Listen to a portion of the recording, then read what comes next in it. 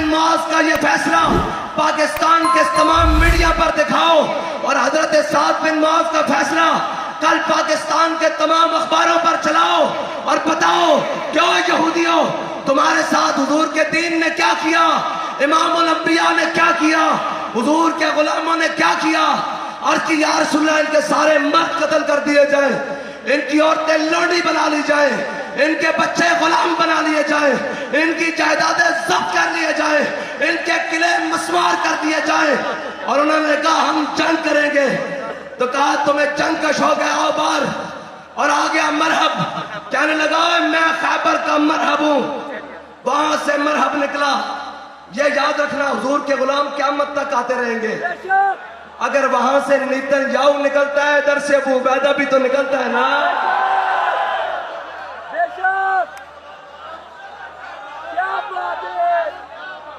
عید و قوت از حیات آمد پدید، موسیٰ و فرعون و شبیر و یزید۔ اقبال کہتا ہے تو قوتہ قیامت تک رہنیاں، جتھے فرعون ہوئے گا اتھے موسیٰ ضرور آئے گا، تے جتھے یزید ہوئے گا اتھے شبیر ضرور آئے گا۔ تے تسا مچائی ہوئی تے یاد رکھنا یہ تہاڈا رجنالڈ آیا سی برنس، تے صلاح الدین ایوبی ضرور آیا سی، تے تسی اتر گئے ہو صفاقیت تے انتظار کرو محمد عربی دے غلام تہاڈے سروں تے ضرور آن گے۔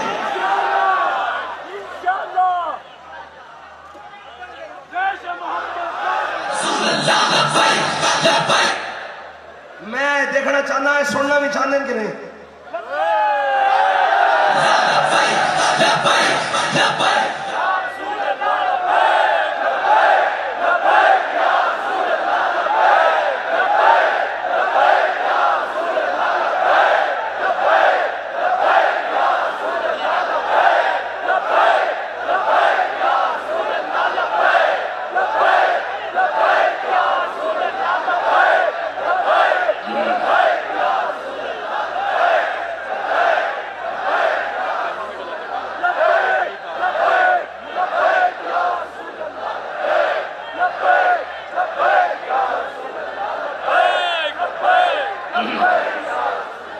اور وہ تصویر دیکھی ہے تم سب نے 57 اسلامی ممالک کے سربراہان کی، اور جناب ایک تصویر تم نے وہ دیکھی ہے جس میں سارے، اقبال کہتا ہے یہ مصرع لکھ دیا کسی شوخ نے محراب مسجد پر کہ یہ ناداں گر گئے سجدوں میں جب وقت قیام آیا۔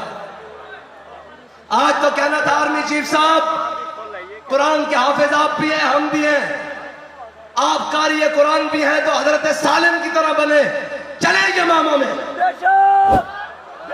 آپ قاری آپ قرآن سناتے ہیں، ہم آپ کا قرآن سننا چاہتے ہیں، بر ممبر نہیں بردار سننا چاہتے ہیں۔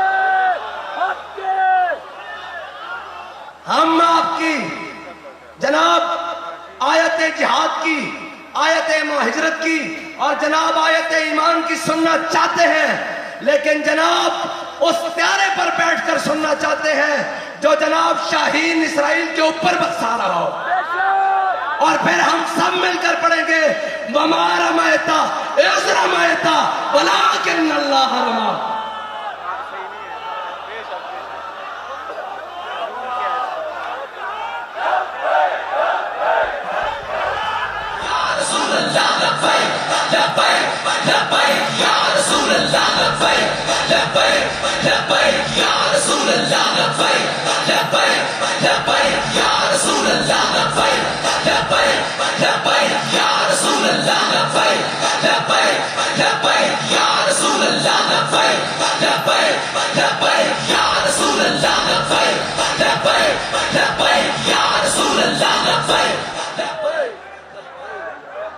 اور اقبال کہتا ہے نو امید نہ ہو ان سے رہبر فرزانہ۔